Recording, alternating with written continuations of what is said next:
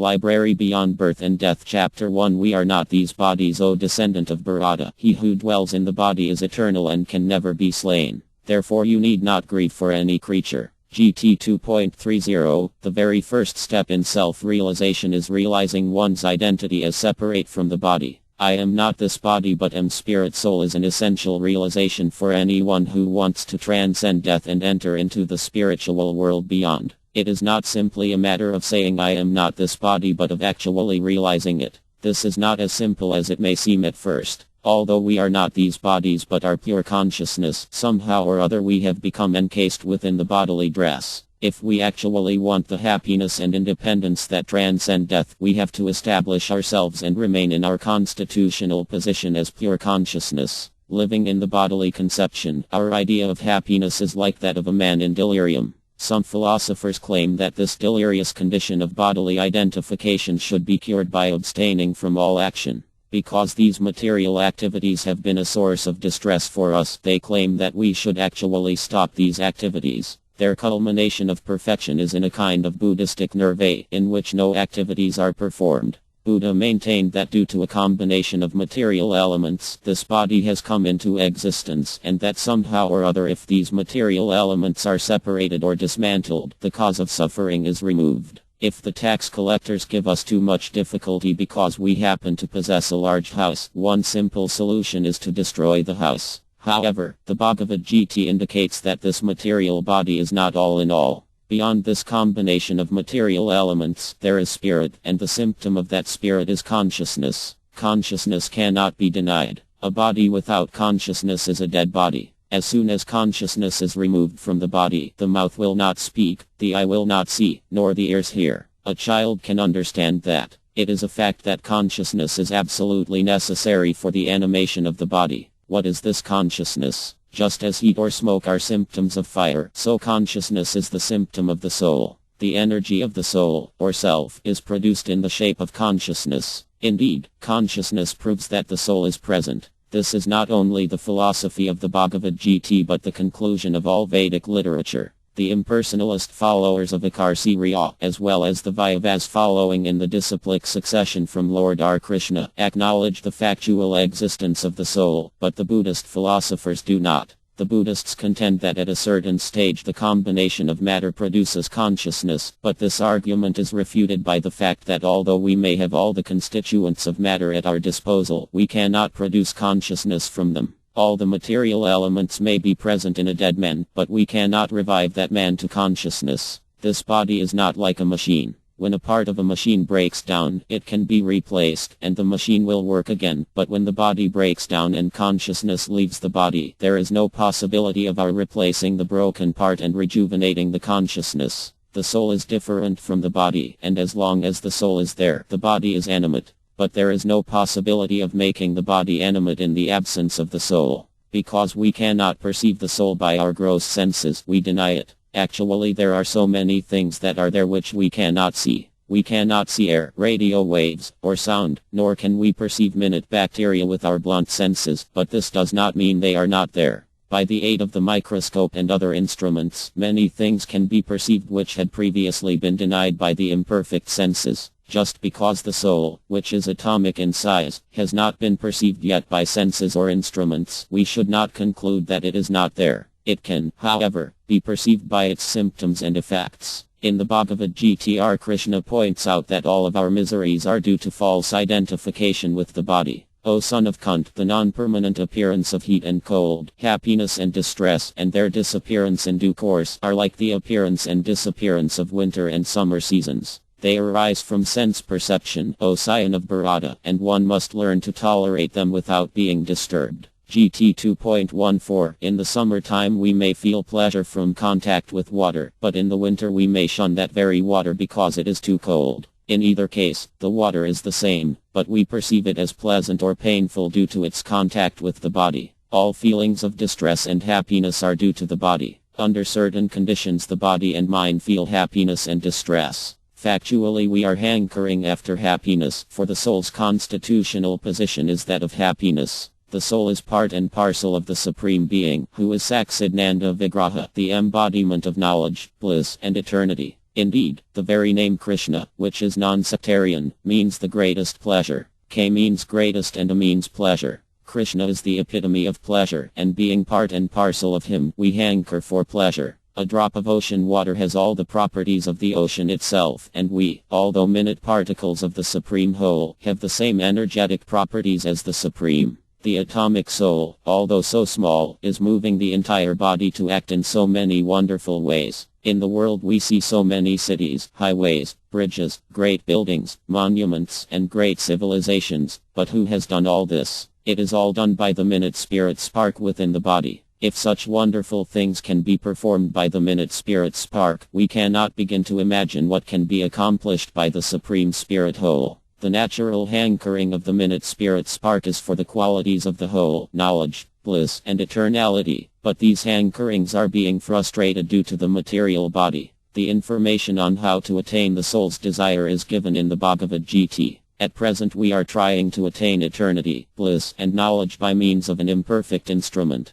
Actually, our progress toward these goals is being blocked by the material body. Therefore we have to come to the realization of our existence beyond the body. Theoretical knowledge that we are not these bodies will not do. We have to keep ourselves always separate as masters of the body, not as servants. If we know how to drive a car well, it will give us good service. But if we do not know how, we will be in danger. The body is composed of senses, and the senses are always hungry after their objects. The eye see a beautiful person and tell us, oh, there is a beautiful girl, a beautiful boy. Let's go see. The ears are telling us, oh, there is very nice music. Let us go hear it. The tongue is saying, oh, there is a very nice restaurant with palatable dishes. Let us go. In this way the senses are dragging us from one place to another, and because of this we are perplexed. Indrihi karatyan mononuvidyate tad asaya harati pravir and vamivmtasi. As a boat on the water is swept away by a strong wind, even one of the senses on which the mind focuses can carry away a man's intelligence. GT 2.67. It is imperative that we learn how to control the senses. The name Gosvam is given to someone who has learned how to master the senses. Go means senses and SVM means controller.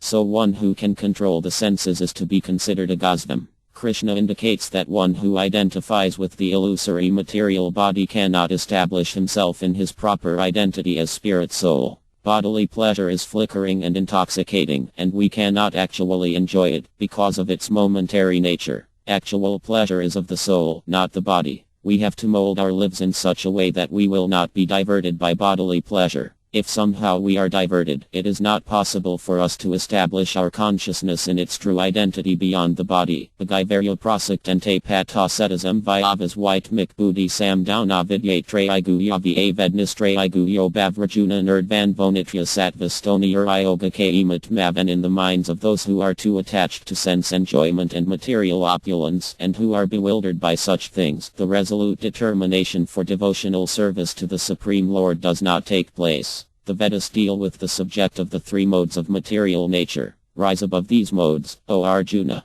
Be transcendental to all of them. Be free from all dualities and from all anxieties for gain and safety, and be established in the self. GT 2.4445. The word Veda means book of knowledge. There are many books of knowledge, which vary according to the country, population, environment, etc. In India the books of knowledge are referred to as the Vedas. In the West they are called the Old Testament and New Testament. The Mohammedans accept the Quran. What is the purpose for all these books of knowledge? They are to train us to understand our position as pure soul. Their purpose is to restrict bodily activities by certain rules and regulations, and these rules and regulations are known as codes of morality. The Bible, for instance, has 10 commandments intended to regulate our lives. The body must be controlled in order for us to reach the highest perfection, and without regulative principles it is not possible to perfect our lives. The regulative principles may differ from country to country or from scripture to scripture, but that doesn't matter, for they are made according to the time and circumstances and the mentality of the people. But the principle of regulated control is the same. Similarly, the government sets down certain regulations to be obeyed by its citizens. There is no possibility of making advancement in government or civilization without some regulations. In the previous verse, our Krishna tells Arjuna that the regulative principles of the Vedas are meant to control the three modes of material nature: goodness, passion, and ignorance. Trayaguyavavad. However, Krishna is advising Arjuna to establish himself in his pure constitutional position as spirit soul, beyond the dualities of material nature. As we have already pointed out, these dualities, such as heat and cold, pleasure and pain, arise due to the contact of the senses with their objects. In other words, they are born of identification with the body. Krishna indicates that those who are devoted to enjoyment and power are carried away by the words of the Vedas, which promise heavenly enjoyment by sacrifice and regulated activity. Enjoyment is our birthright, for it is the characteristic of the spirit soul, but the spirit soul tries to enjoy materially, and this is the mistake. Everyone is turning to material subjects for enjoyment and is compiling as much knowledge as possible. Someone is becoming a chemist, physicist, politician, artist, or whatever. Everyone knows something of everything or everything of something, and this is generally known as knowledge. But as soon as we leave the body, all of this knowledge is vanquished. In a previous life one may have been a great man of knowledge, but in this life he has to start again by going to school and learning how to read and write from the beginning. Whatever knowledge was acquired in the previous life is forgotten. The situation is that we are actually seeking eternal knowledge, but this cannot be acquired by this material body. We are all seeking enjoyment through these bodies, but bodily enjoyment is not our actual enjoyment. It is artificial. We have to understand that if we want to continue in this artificial enjoyment, we will not be able to attain our position of eternal enjoyment. The body must be considered a diseased condition. A diseased man cannot enjoy himself properly. A man with jaundice, for instance, will taste sugar candy as bitter, but a healthy man can taste its sweetness. In either case, the sugar candy is the same, but according to our condition it tastes different. Unless we are cured of this diseased conception of bodily life, we cannot taste the sweetness of spiritual life. Indeed, it will taste bitter to us. At the same time, by increasing our enjoyment of material life, we are further complicating our diseased condition. A typhoid patient cannot eat solid food, and if someone gives it to him to enjoy, and he eats it, he is further complicating his malady and is endangering his life. If we really want freedom from the miseries of material existence, we must minimize our bodily demands and pleasures. Actually, material enjoyment is not enjoyment at all. Real enjoyment does not cease. In the Mahabharata there is a verse, Ramanti Yogino Nanti, to the effect that the yogas, yogino, those who are endeavoring to elevate themselves to the spiritual platform, are actually enjoying Ramanti, but their enjoyment is ananti, endless. This is because their enjoyment is in relation to the supreme enjoyer, our Krishna. Bhagavan our Krishna is the real enjoyer, and the Bhagavad Gita 5.29 confirms this. The sages, knowing me as the ultimate enjoyer of all sacrifices and austerities, the supreme lord of all planets and demigods, and the benefactor and well-wisher of all living entities, attain peace from the pangs of material miseries.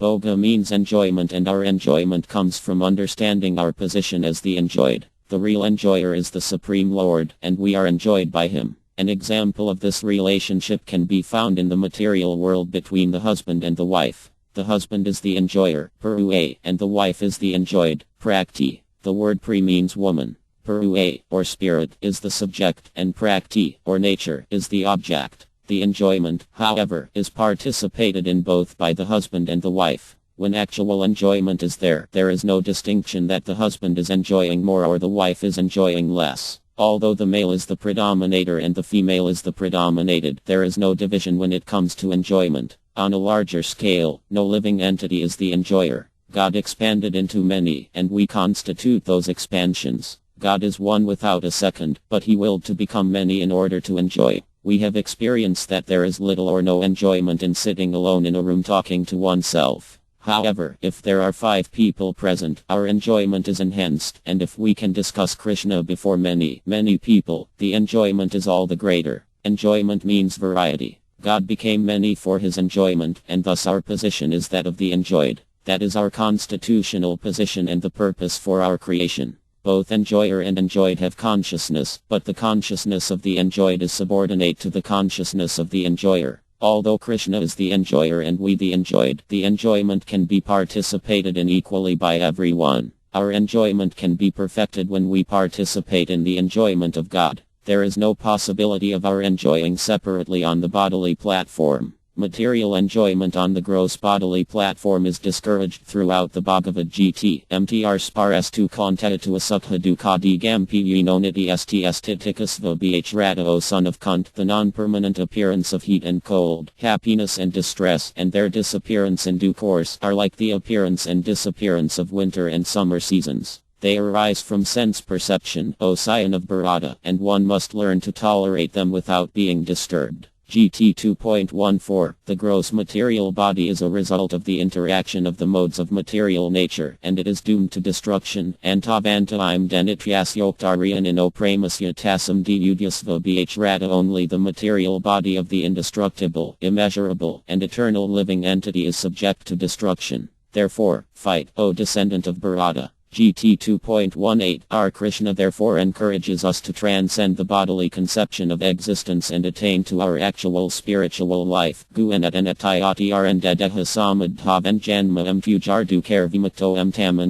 embodied being is able to transcend these three modes goodness, passion, and ignorance, he can become free from birth, death, old age, and their distresses and can enjoy nectar even in this life. GT 14.20 To establish ourselves on the pure Brahma Bhta spiritual platform, above the three modes, we must take up the method of Krishna consciousness. The gift of Chaitanya Mahaprabhu, the chanting of the names of Krishna, Hare Krishna, Hare Krishna, Krishna Krishna, Hare Hare Hare Arma, Arma Arma, Hare Hare, facilitates this process. This method is called Bhakti Yoga or Mantra Yoga, and it is employed by the highest transcendentalists. How the transcendentalists realize their identity beyond birth and death, beyond the material body, and transfer themselves from the material universe to the spiritual universes are the subjects of the following chapters. Chapter 2 Elevation at Death. There are different kinds of transcendentalists who are called yogas, Haha yogas, Jaina yogas, Dina yogas, and Bhakti yogas, and all of them are eligible to be transferred to the spiritual world. The word yoga means to link up, and the yoga systems are meant to enable us to link with the transcendental world. As mentioned in the previous chapter, originally we are all connected to the Supreme Lord, but now we have been affected by material contamination. The process is that we have to return to the spiritual world, and that process of linking up is called yoga. Another meaning of the word yoga is plus. At the present moment we are minus God, or minus the Supreme. When we add Krishna, or God, to our lives, this human form of life becomes perfect. At the time of death we have to finish that process of perfection. During our lifetime we have to practice the method of approaching that perfection so that at the time of death, when we have to give up this material body, that perfection can be realized. One who, at the time of death, fixes his life hair between the eyebrows and in full devotion engages himself in remembering the Supreme Lord, will certainly attain to the Supreme Personality of Godhead. GT 8.10 Just as a student studies a subject for 4 or 5 years and then takes his examination and receives a degree, similarly, with the subject of life, if we practice during our lives for the examination at the time of death, and if we pass the examination, we are transferred to the spiritual world. Our whole life is examined at the time of death. Whatever state of being one remembers when he quits his body, that state he will attain without fail. GT 8.6 There is a Bengali proverb that says that whatever one does for perfection will be tested at the time of his death. In the Bhagavad Gita, Krishna describes what one should do when giving up the body. For the Dhyana Yoga meditator, our Krishna speaks the following verses. Yadakara Veda Vido Vedanti Vyanti Yadyateyo Vita Arji Yadakanto Brahmakarya Karanti Tati Padasagrehi Pravaki Sarvadi Vri Sa Yam Yamano HD Niradya Ka Emradni Dh White Mana PRM Stito Yoga Dh Ra Persons learned in the Vedas, who utter OK Ra and who are great sages in the renounced order, enter into Brahman. Desiring such perfection, one practices celibacy. I shall now explain to you this process by which one may attain salvation. The yogic situation is that of detachment from all sensual engagements, closing all the doors of the senses and fixing the mind on the heart and the life air at the top of the head. One establishes himself in yoga. GT 8.1112 In the yoga system this process is called pratyahara, which means just the opposite. Although during life the eyes are engaged in seeing worldly beauty, at death one has to retract the senses from their objects and see the beauty within. Similarly, the ears are accustomed to hearing so many sounds in the world, but at the moment of death one has to hear the transcendental Okra from within. Oidek Brahma Viharan Usmaran Yaprati Tyajandeha Sa YT Param Gatim. After being situated in this yoga practice and vibrating the sacred syllable O, the supreme combination of letters, if one thinks of the Supreme Personality of Godhead and quits his body, he will certainly reach the spiritual planets. GT 8.13. In this way, all the senses have to be stopped in their external activities and concentrated on the form of VUMRD, the form of God. The mind is very turbulent, but it has to be fixed on the Lord in the heart. When the mind is fixed within the heart and the life air is transferred to the top of the head, one can attain perfection in yoga. At this point the yog determines where he is to go. In the material universe there are innumerable planets, and beyond this universe there is the spiritual universe. The yogas have information of these places from Vedic literatures. Just as one going to America can get some idea what the country is like by reading books, one can also have knowledge of the spiritual planets by reading Vedic literatures.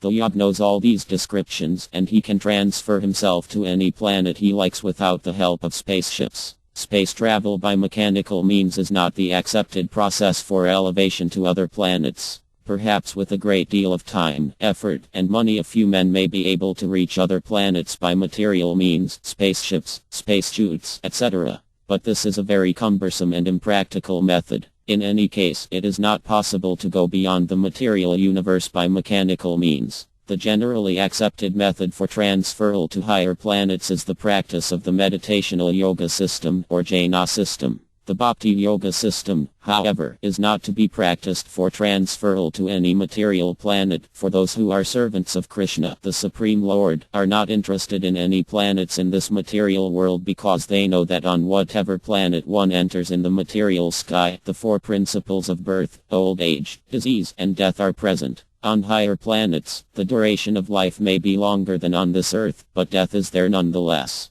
By material universe we refer to those planets where birth, old age, disease, and death reside, and by spiritual universe we refer to those planets where there is no birth, old age, disease, and death. Those who are intelligent do not try to elevate themselves to any planet within the material universe. If one tries to enter higher planets by mechanical means, instant death is assured, for the body cannot stand the radical changes in atmosphere. But if one attempts to go to higher planets by means of the yoga system, he will acquire a suitable body for entrance. We can see this demonstrated on this earth, for we know it is not possible for us to live in the sea, in a watery atmosphere, nor is it possible for aquatics to live on the earth. As we understand that even on this planet one has to have a particular type of body to live in a particular place, so a particular type of body is required for other planets. On the higher planets, bodies live much longer than on Earth, for 6 months on Earth is equal to 1 day on the higher planets. Thus the Vedas describe that those who live on higher planets live upward to 10,000 Earth years. Yet despite such a long lifespan, death awaits everyone. Even if one lives 20,000 or 50,000 or even millions of years, in the material world the years are all counted, and death is there. How can we escape this subjugation by death? That is the lesson of the Bhagavad Gita. Najayat Mriyat Vikadsin and Yabhtv Bhavit Vinabhya Ayonitya Vato Yapuro Nahanyat Hanyam Niare. For the soul there is never birth nor death, nor, once having been, does he ever cease to be. He is unborn, eternal, ever existing, undying, and primeval. He is not slain when the body is slain. GT 2.20. We are spirit soul, and as such we are eternal. Why, then, should we subject ourselves to birth and death? One who asks this question is to be considered intelligent. Those who are Krishna conscious are very intelligent, because they are not interested in gaining entrance to any planet where there is death.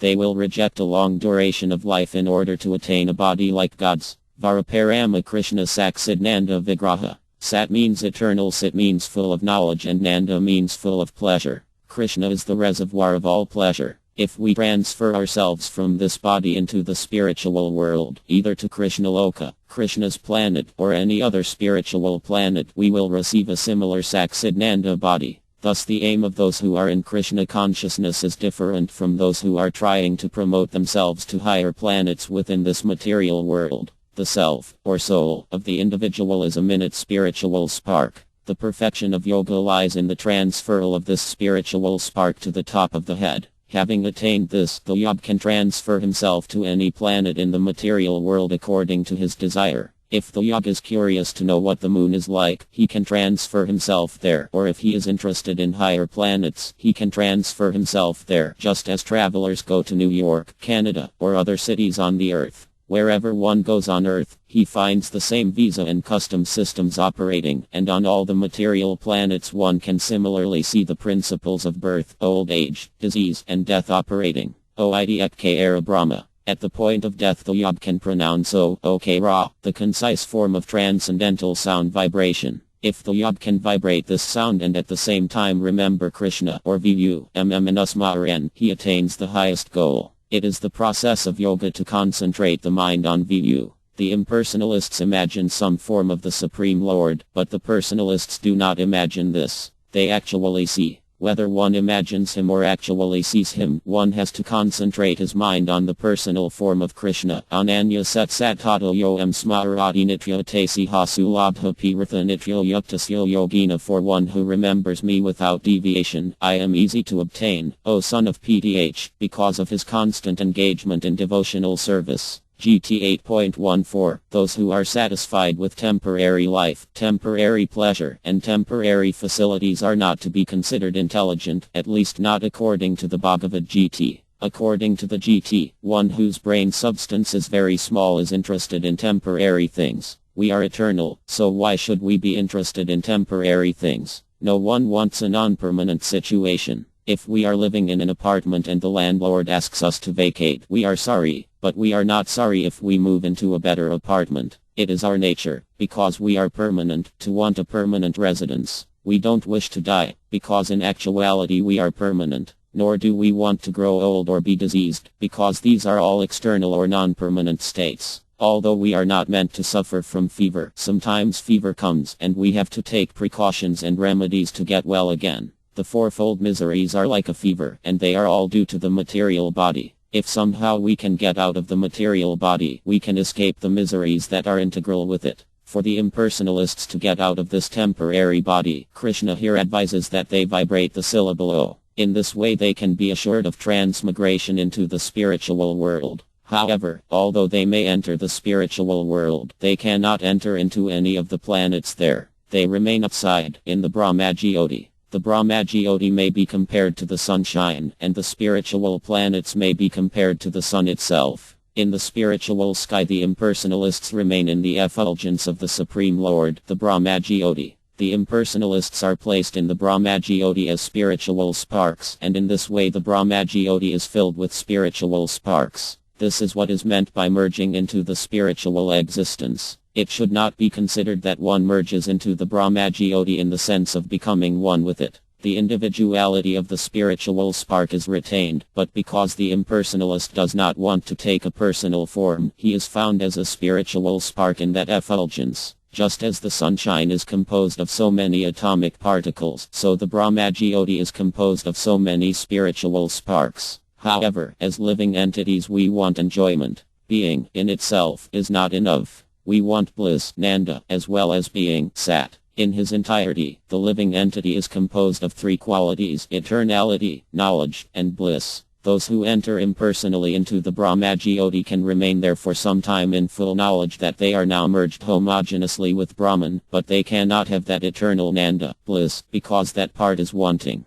One may remain alone in a room for some time and may enjoy himself by reading a book or engaging in some thought, but it is not possible to remain in that room for years and years at a time, and certainly not for all eternity. Therefore, for one who merges impersonally into the existence of the Supreme, there is every chance of falling down again into the material world in order to acquire some association. This is the verdict of our Madhbh Gavatam. Astronauts may travel thousands and thousands of miles, but if they do not find rest on some planet, they have to return again to Earth. In any case, rest is required. In the impersonal form, rest is uncertain. Therefore our Madhbh Gavatam says that even after so much endeavor, if the impersonalist enters into the spiritual world and acquires an impersonal form, he returns again into the material world because of neglecting to serve the Supreme Lord in love and devotion. As long as we are here on earth, we must learn to practice to love and serve Krishna, the Supreme Lord. If we learn this, we can enter into those spiritual planets.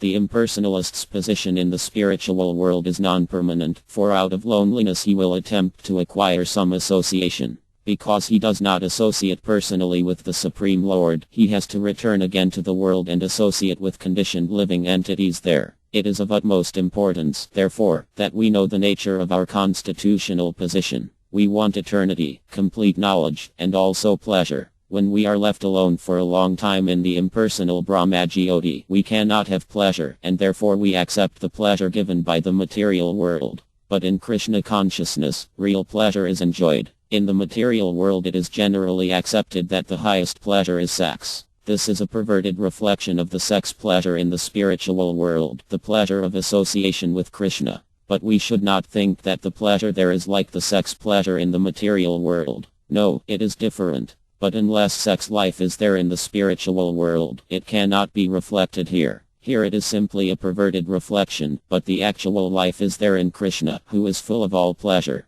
Therefore, the best process is to train ourselves now, so that at the time of death we may transfer ourselves to the spiritual universe, to Krishna Loka, and there associate with Krishna. In Brahma Sahit 5.29, our Krishna and his abode are described thus. I worship Govinda, the primeval Lord, the first progenitor, who is tending the cows, fulfilling all desire, in abodes built with spiritual gems, surrounded by millions of wish-fulfilling trees, always served with great reverence and affection by hundreds and thousands of lakh ms or gopas. This is a description of Krishna Loka. The houses are made of what is called touchstone. Whatever touchstone touches immediately turns into gold. The trees are wish-fulfilling trees, or desire trees, for one can receive from them whatever he wishes. In this world we get mangoes from mango trees and apples from apple trees, but there from any tree one can get whatever he desires. Similarly, the cows are called Surabhi, and they yield an endless supply of milk. These are descriptions of the spiritual planets found in Vedic scriptures. In this material world we have become acclimatized to birth, death, and all sorts of suffering.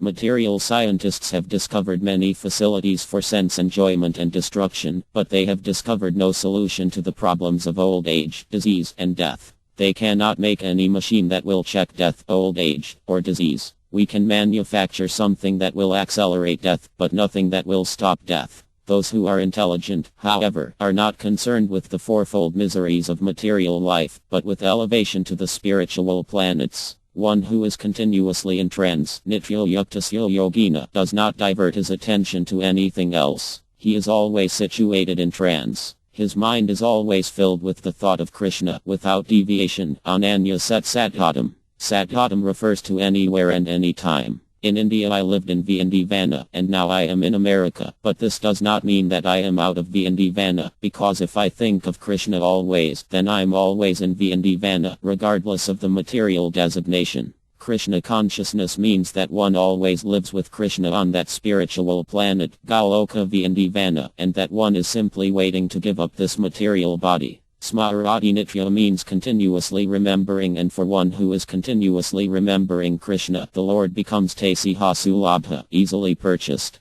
Krishna himself says that he is easily purchased by this bhakti yoga process. Then why should we take to any other process? We can chant Hare Krishna, Krishna Krishna, Hare Arma, Arma, Hare 24 hours daily. There are no rules and regulations. One can chant in the street, in the subway, or at his home or office. There is no tax and no expense. So why not take to it? Chapter 3 Liberation from Material Planets. The Jainas and Yogas are generally impersonalists, and although they attain the temporary form of liberation by merging into the impersonal effulgence, the spiritual sky, according to our Madhbh Gavatam, their knowledge is not considered pure. By penances, austerities, and meditations they can rise up to the platform of the Supreme Absolute, but as has been explained, they again fall down to the material world, because they have not taken Krishna's personal feature seriously. Unless one worships the lotus feet of Krishna, he again has to descend to the material platform.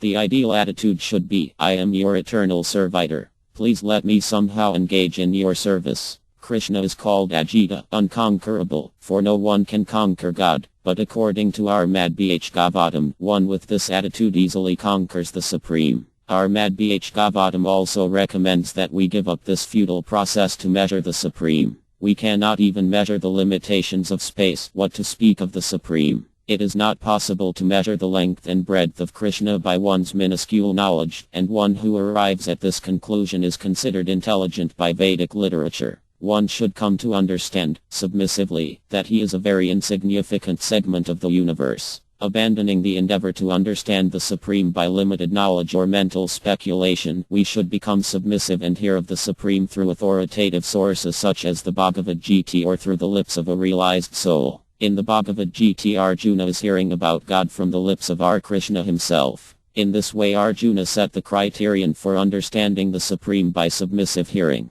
It is our position to hear the Bhagavad Gita from the lips of Arjuna or his bona fide representative, the spiritual master. After hearing, it is necessary to practice this acquired knowledge in daily life. My dear Lord, you are unconquerable, the devotee prays, but by this process, by hearing, you are conquered. God is unconquerable, but he is conquered by the devotee who abandons mental speculation and listens to authoritative sources. According to the Brahma Sahit, there are two ways of acquiring knowledge, the ascending process and the descending process. By the ascending process, one is elevated by knowledge acquired by himself. In this way one thinks, I don't care for any authorities or books. I will attain knowledge myself by meditation, philosophy, etc. In this way I will understand God. The other process, the descending process, involves receiving knowledge from higher authorities. The Brahma Sahit states that if one takes to the ascending process and travels at the speed of mind and wine for millions of years, he will still end up not knowing.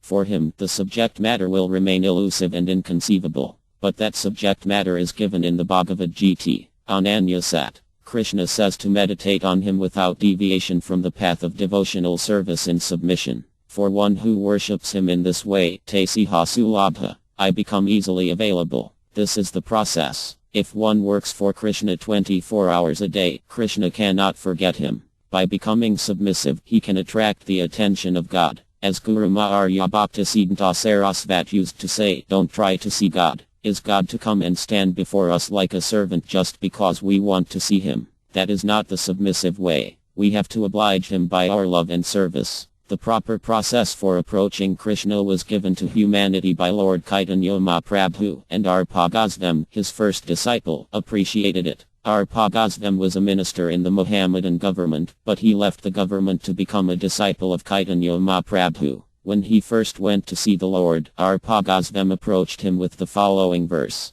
I offer my respectful obeisances unto the Supreme Lord, our Krishna Chaitanya, who is more magnanimous than any other avatara, even Krishna himself, because he is bestowing freely what no one else has ever given, pure love of Krishna. Arpagosvam called Chaitanya Mahaprabhu the most munificent, the most charitable personality because he was offering the most precious thing of all very cheaply, love of God. We all want Krishna and are all hankering after him. Krishna is the most attractive, the most beautiful, the most opulent, the most powerful, and the most learned. That is the object of our hankering. We're hankering after the beautiful, the powerful, the learned, the wealthy. Krishna is the reservoir of all of this, so we need only turn our attention toward him, and we will get everything. Everything, whatever we want. Whatever is our heart's desire will be fulfilled by this process of Krishna consciousness. For one who dies in Krishna consciousness, as stated before, entrance into Krishna Loka, the supreme abode where Krishna resides, is guaranteed. At this point one may ask what the advantage is in going to that planet, and Krishna himself answers, after attaining me, the great souls, who are yogas in devotion, never return to this temporary world, which is full of miseries, because they have attained the highest perfection. GT 8.15 This material world is certified by our Krishna, the Creator, as Dukh Lyam, full of miseries. How then can we make it comfortable? Is it possible to make this world comfortable by the so-called advancement of science? No, this is not possible. As a result, we do not even wish to know what these miseries are. The miseries, as stated before, are birth, old age, disease, and death, and because we cannot make a solution to them, we try to set them aside. Science has no power to solve these miseries that are always giving us trouble. Instead, they divert our attention to the making of spaceships or atomic bombs. The solution to these problems is given here in the Bhagavad Gita. If one attains to Krishna's platform, he does not have to return again to this earth of birth and death. We should try to understand that this place is full of miseries. It takes a certain amount of developed consciousness to understand this. Cats and dogs and hogs cannot understand that they are suffering. Man is called a rational animal, but his rationality is being used to further his animalistic propensities instead of to find out how to get liberation from this miserable condition. Here Krishna explicitly states that one who comes to him will never be reborn to suffer miseries again. Those great souls who come to him have attained the highest perfection of life, which alleviates the living entity from the suffering of conditioned existence. One of the differences between Krishna and an ordinary being is that an ordinary entity can be in only one place at a time, but Krishna can be everywhere in the universe and yet also in his own abode simultaneously. Krishna's abode in the transcendental kingdom is called Goloka Vrindavan. The Vrindavan in India is that same Vrindavan descended on this earth. When Krishna descends himself by his own internal potency, his Dhyama, or abode, also descends. In other words, when Krishna descends on this earth, he manifests himself in that particular land. Despite this, Krishna's abode remains eternally in the transcendental sphere, in the Vaikuhas. In this verse Krishna proclaims that one who comes to his abode in the Vaikuhas never has to take birth again in the material world. Such a person is called a Madhyam. The word Madhyam is generally heard in the West in connection with Mahatma Gandhi, but we should understand that Madhyam is not the title of a politician. Rather, Madhyam refers to the first-class Krishna-conscious man who is eligible to enter into the abode of Krishna. The Madhyam's perfection is this: to utilize the human form of life and the resources of nature to extricate himself from the cycle of birth and death. An intelligent person knows that he does not want miseries, but they are inflicted upon him by force.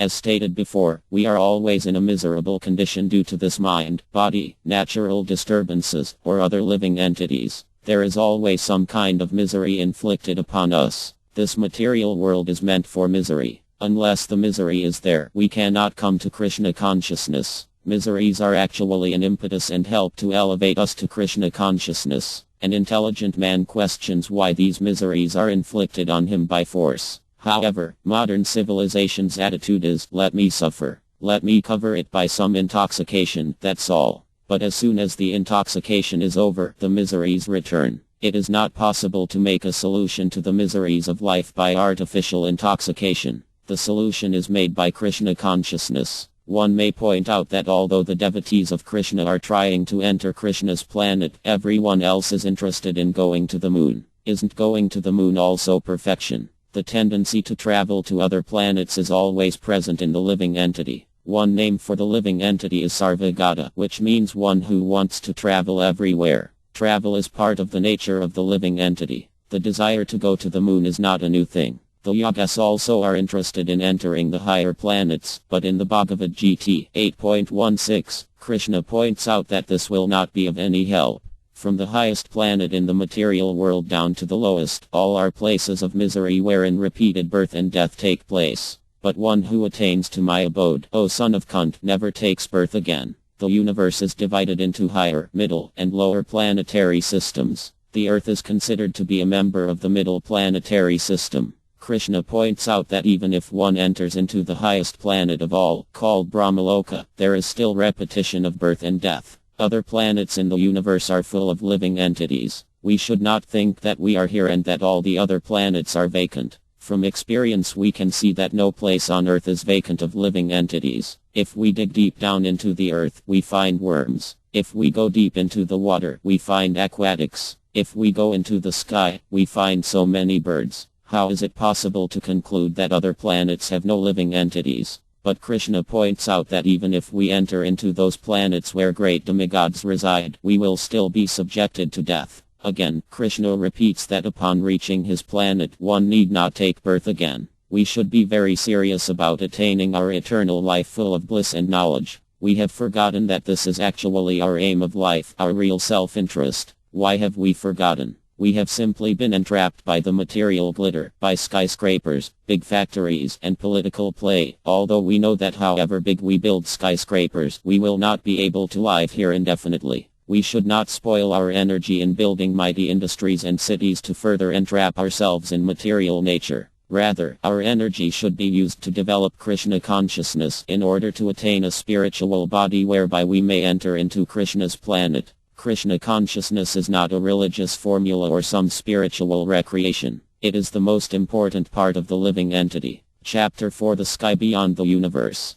If even the higher planets in this universe are subject to birth and death, why do great yogas strive for elevation to them? Although they may have many mystic powers, these yogas still have the tendency to want to enjoy the facilities of material life. On the higher planets, it is possible to live for incredibly long lifetimes. The time calculation on these planets is indicated by our Krishna. Sahasra Yuga Paryanta Maharyad Brahma Ovidu Tri Yuga Sahasar and Titiho Travido Jan. By human calculation, 1,000 ages taken together is the duration of Brahma's one day, and such also is the duration of his night. GT 8.17, 1 yuga covers 4,300,000 years. This number multiplied by 1,000 is calculated to be 12 hours of Brahma on the planet Brahmaloka. Similarly, another 12-hour period covers the night. 30 such days equal a month, 12 months a year, and Brahm lives for 100 such years. Life on such a planet is indeed long, yet even after trillions of years, the inhabitants of Brahmaloka have to face death.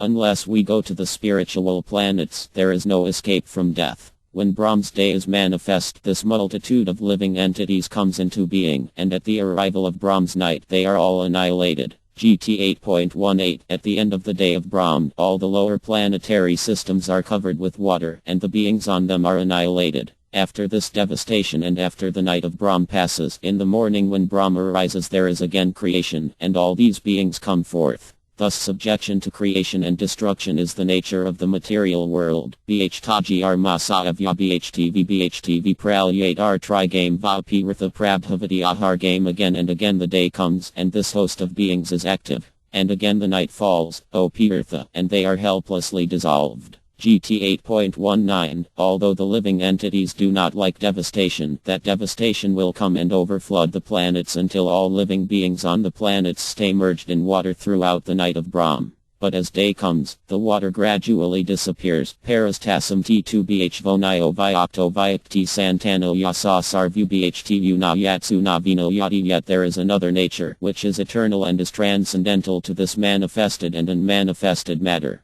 It is supreme and is never annihilated. When all in this world is annihilated, that part remains as it is. GT 8.20 We cannot calculate the extent of the material universe, but we have Vedic information that there are millions of universes within the entire creation, and beyond these material universes there is another sky, which is spiritual. There all the planets are eternal, and the lives of all the beings on them are eternal. In this verse the word Bhva means nature, and here another nature is indicated. In this world we have experience also of two natures. The living entity is spirit, and as long as he is within matter, matter is moving, and as soon as the living entity, the spiritual spark, is out of the body is immovable. The spiritual nature is called Krishna's superior nature, and the material is called the inferior. Beyond this material nature there is a superior nature, which is totally spiritual. It is not possible to understand this by experimental knowledge. We can see millions and millions of stars through a telescope, but we cannot approach them. We have to understand our incapabilities. If we cannot understand the material universe by experimental knowledge, what is the possibility of understanding God and His kingdom? It is not possible experimentally. We have to understand by hearing the Bhagavad Gita. We cannot understand who our Father is by experimental knowledge. We have to hear the word of our mother and believe her. If we do not believe her, there is no way of knowing. Similarly, if we just stick to the Krishna conscious method, all information about Krishna and his kingdom will be revealed. Paras 2 Bhva means superior nature, and Vyakta refers to what we see manifested. We can see that the material universe is manifested through the earth, sun, stars, and planets. And beyond this universe is another nature, an eternal nature. Avyakti Santana. This material nature has a beginning and an end, but that spiritual nature is Santana, eternal. It has neither beginning nor end. How is this possible? A cloud may pass over the sky, and it may appear to cover a great distance, but actually it is only a small speck covering an insignificant part of the whole sky.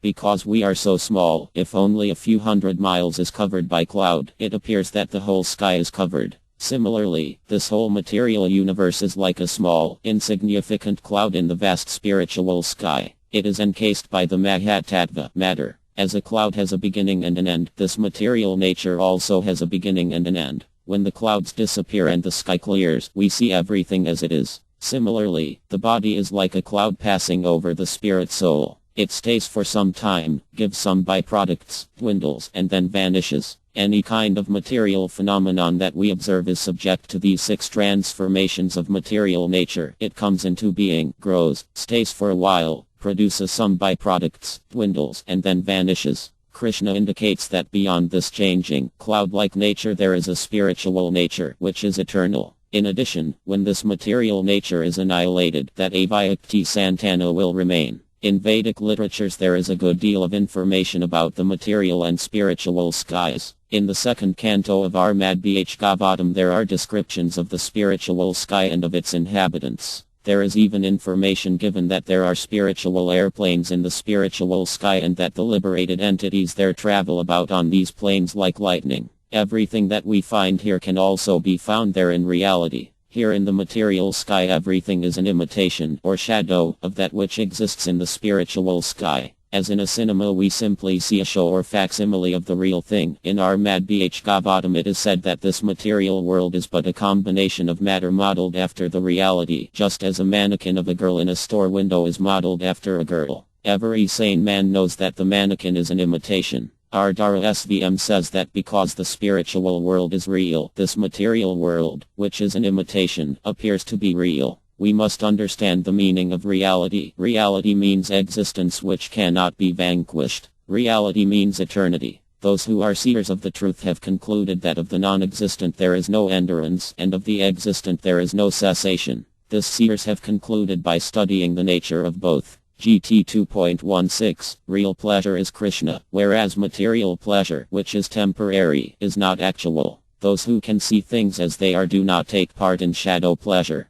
The real aim of human life is to attain to the spiritual sky, but as our Madhya points out, most people do not know about it. Human life is meant to understand reality and to be transferred into it. All Vedic literature instructs us not to remain in this darkness. The nature of this material world is darkness, but the spiritual world is full of light and yet is not illumined by fire or electricity. Krishna hints of this in the 15th chapter of the Bhagavad Gita 15.6. Na tadbhcyatas ryona konapi vako yadgatna nivartanti tadbh ma parama mama. That abode of mine is not illumined by the sun or moon, nor by electricity. One who reaches it never returns to this material world. The spiritual world is called and manifested because it cannot be perceived by the material senses. That supreme abode is called and manifested and infallible, and it is the supreme destination. When one goes there, he never comes back. That is my supreme abode. GT 8.21 A great journey is indicated in this verse. We have to be able to penetrate outer space, traverse the material universe, penetrate its covering, and enter the spiritual sky. Param Gatim, that journey is supreme. There is no question of going a few thousand miles away from this planet and then returning. This sort of journey is not very heroic. We have to penetrate the whole material universe. This we cannot do by spaceships but by Krishna consciousness. One who is absorbed in Krishna consciousness and who at the time of death thinks of Krishna is at once transferred there. If we at all want to go to that spiritual sky and cultivate eternal, blissful life, full of knowledge, we will have to begin now to cultivate a Saksidnanda body. It is said that Krishna has a Saksidnanda body, Varaparama Krishna Saksidnanda Vigraha, and we also have a similar body of eternity, knowledge, and bliss, but it is very small and is covered by the dress of matter. If somehow or other we are able to give up this false dress, we can reach that spiritual kingdom. If once we can attain that spiritual world, return is not necessary. Yapiarpayananivartanti. Everyone, then, should try to go to that Dhyma Paramam, Krishna's supreme abode.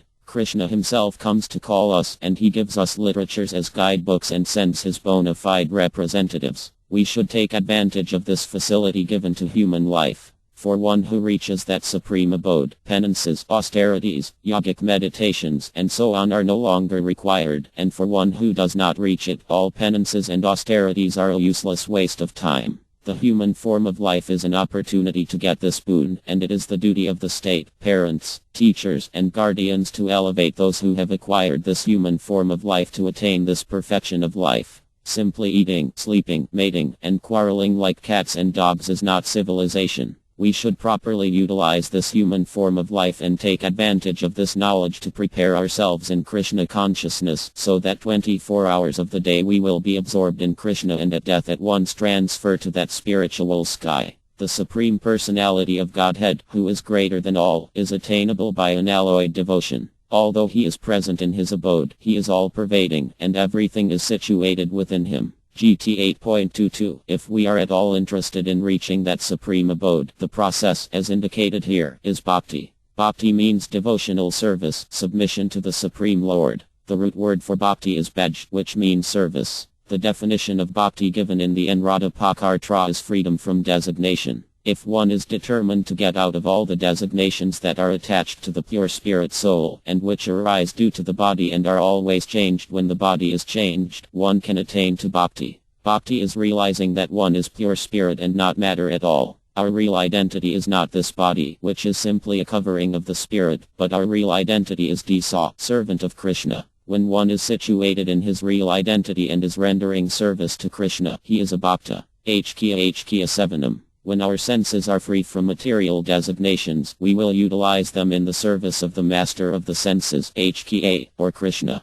As our Bhagavatam points out, we have to serve Krishna favorably. Generally we want to serve God for some material purpose or gain. Of course, one who goes to God for material gain is better than one who never goes, but we should be free from desire for material benefit. Our aim should be to understand Krishna. Of course Krishna is unlimited, and it is not possible to understand him, but we have to accept what we can understand. The Bhagavad Gita is specifically presented for our understanding. Through receiving knowledge in this way, we should know that Krishna is pleased, and we should serve him favorably, according to his pleasure. Krishna consciousness is a great science with immense literatures, and we should utilize them for the attainment of bhakti. Purvasa para. In the spiritual sky, the Supreme Lord is present as the Supreme Person. There are innumerable self-luminous planets there, and in each one an expansion of Krishna resides. They are four-armed and have innumerable names. They are all persons, they are not impersonal. These Purus, or persons, can be approached by bhakti, not by challenge, philosophical speculation, or mental concoctions, nor by physical exercises, but by devotion without the deviations of fruitive activity. What is the Purua, the Supreme Person, like? Yasinta sthni bhtni yena sarvamidatatam. Every living entity and everything is within him, and yet he is without, all-pervading.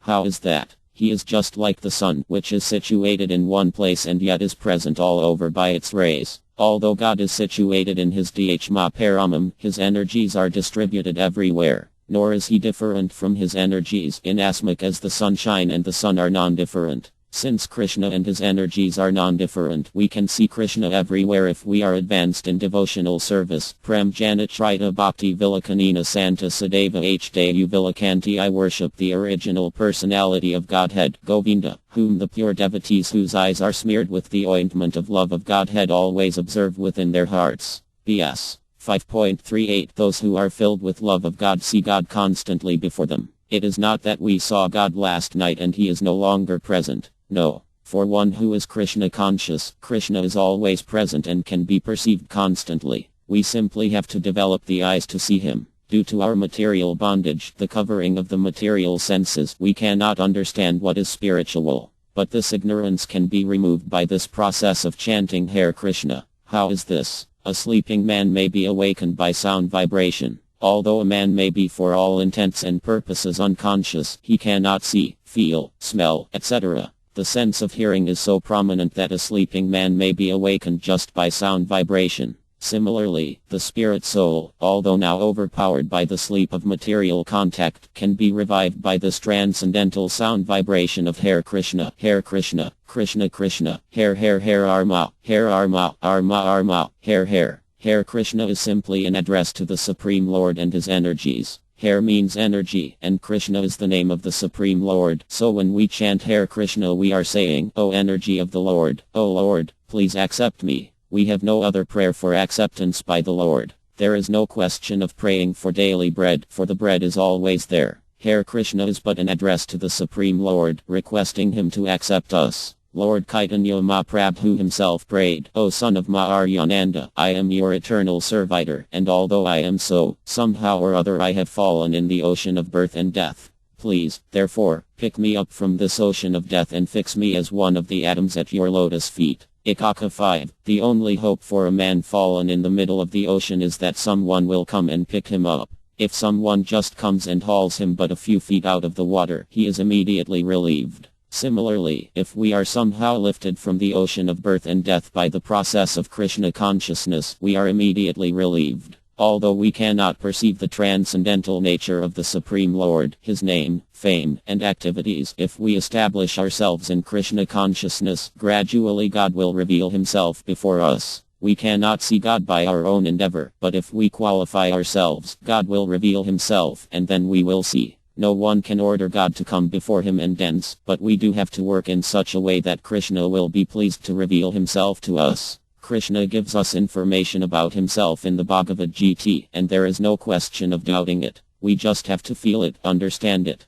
There is no preliminary qualification necessary for the understanding of the Bhagavad Gita, because it is spoken from the absolute platform. The simple process of chanting the names of Krishna will reveal what one is, what God is, what the material and spiritual universes are, why we are conditioned, how we can get out of that conditioning, and everything else, step by step. Actually, the process of belief and revelation is not foreign to us. Every day we place faith in something that we have confidence will be revealed later. We may purchase a ticket to go to India, and on the basis of the ticket we have faith that we will be transported there. Why should we pay money for a ticket? We do not just give the money to anyone. The company is authorized and the airline is authorized, so faith is created. Without faith we cannot take one step forward in the ordinary course of our life. Faith we must have, but it must be faith in that which is authorized. It is not that we have blind faith, but that we accept something that is recognized.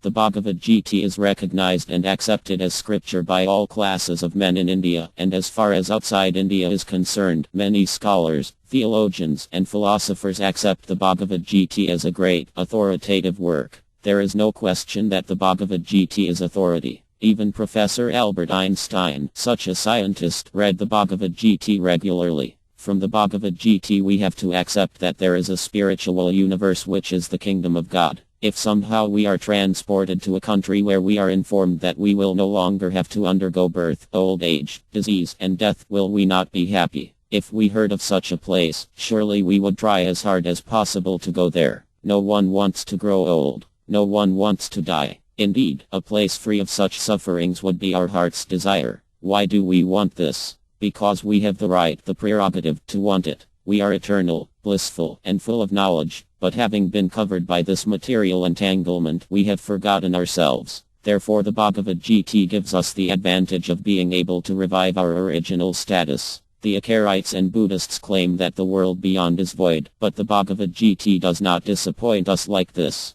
The philosophy of voidness has simply created atheists. We are spiritual beings and we want enjoyment, but as soon as our future is void, we will become inclined to enjoy this material life. In this way, the impersonalists discuss the philosophy of voidism while trying as much as possible to enjoy this material life. One may enjoy speculation in this way, but there is no spiritual benefit. One who is thus transcendentally situated at once realizes the Supreme Brahman. He never laments or desires to have anything. He is equally disposed to every living entity. In that state he attains pure devotional service unto me. GT 18.54. He who has progressed in devotional life and who is relishing service to Krishna will automatically become detached from material enjoyment. The symptom of one absorbed in bhakti is that he is fully satisfied with Krishna. Chapter 5. Associating with Krishna. If one gets something superior, he naturally gives up all inferior things. We want enjoyment, but impersonalism and voidism have created such an atmosphere that we have become addicted to material enjoyment. There must be enjoyment in connection with the Supreme Person, Purusapara, whom we can see face to face. In the spiritual sky we are able to speak personally with God, play with Him, eat with Him, etc.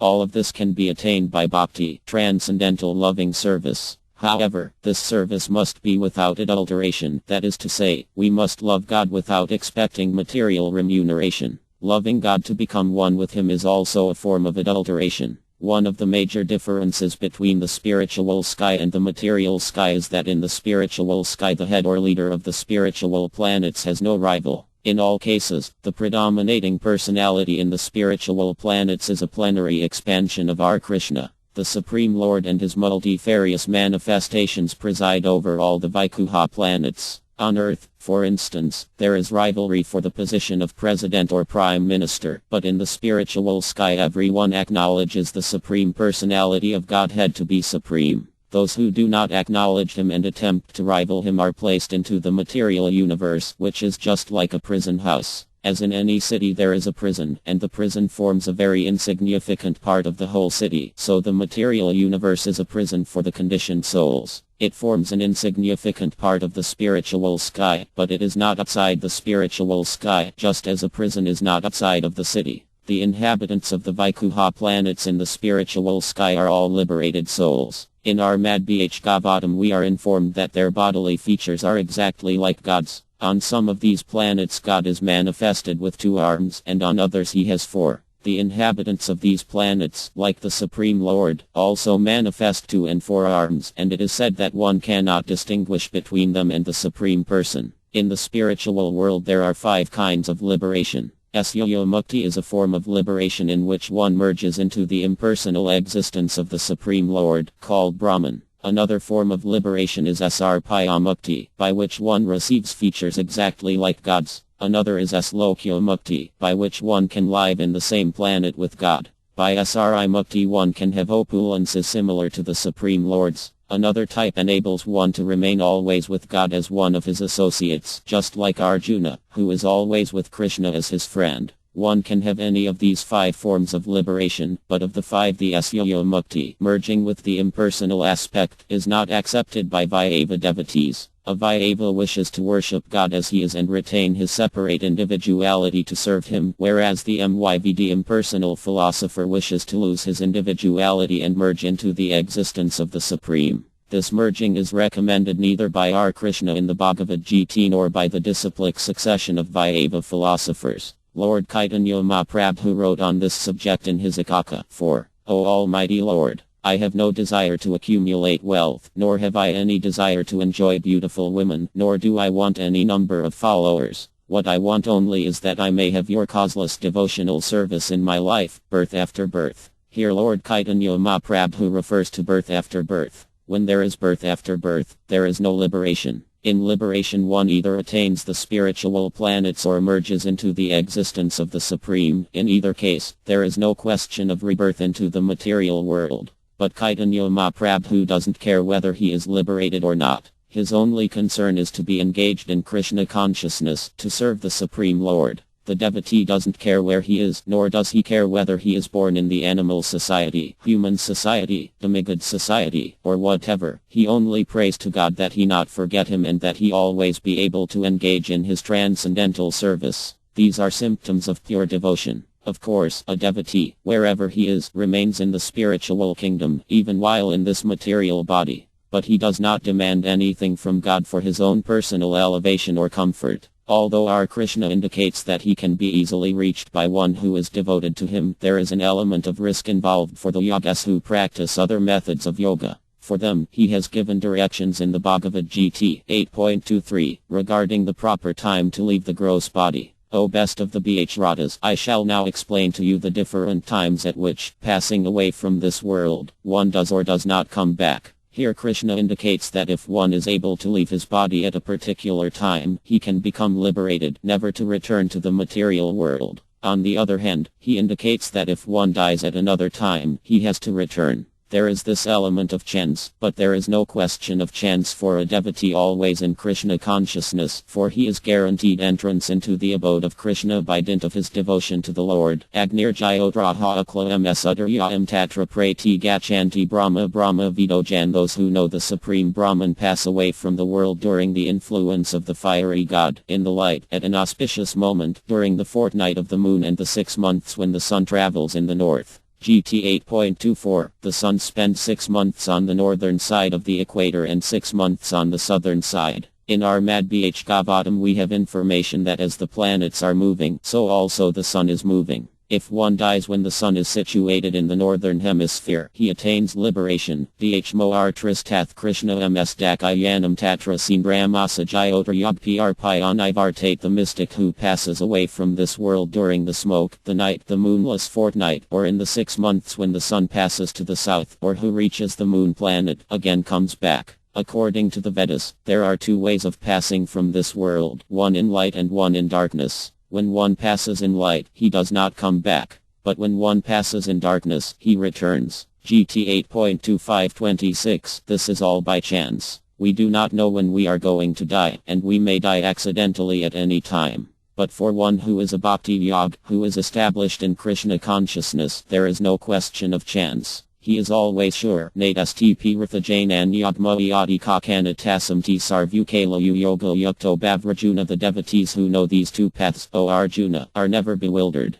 Therefore, be always fixed in devotion. GT 8.27. It has already been ascertained that at the time of death, if one can think of Krishna, he is immediately transferred to the abode of Krishna. And whoever, at the time of death, quits his body remembering me alone, at once attains my nature. Of this there is no doubt. He who meditates on the Supreme Personality of Godhead, his mind constantly engaged in remembering me, undeviated from the path, he, O Piratha Arjuna, is sure to reach me. BG 8.5, 8.8. Such meditation on Krishna may seem very difficult, but it is not. If one practices Krishna consciousness by chanting the Maha mantra, Hare Krishna, Krishna Krishna, Hare Arma, Arma, Hare, he will be quickly helped. Krishna and his name are non-different, and Krishna and his transcendental abode are also non-different. By sound vibration we can have Krishna associate with us. If, for instance, we chant Hare Krishna on the street, we will see that Krishna is going with us, just as when we look up and see the moon overhead, we perceive that it is also going with us. If Krishna's inferior energy may appear to go with us, is it not possible for Krishna himself to be with us when we are chanting his names? He will keep us company, but we have to qualify to be in his company. If, however, we are always merged in the thought of Krishna, we should rest assured that Krishna is always with us.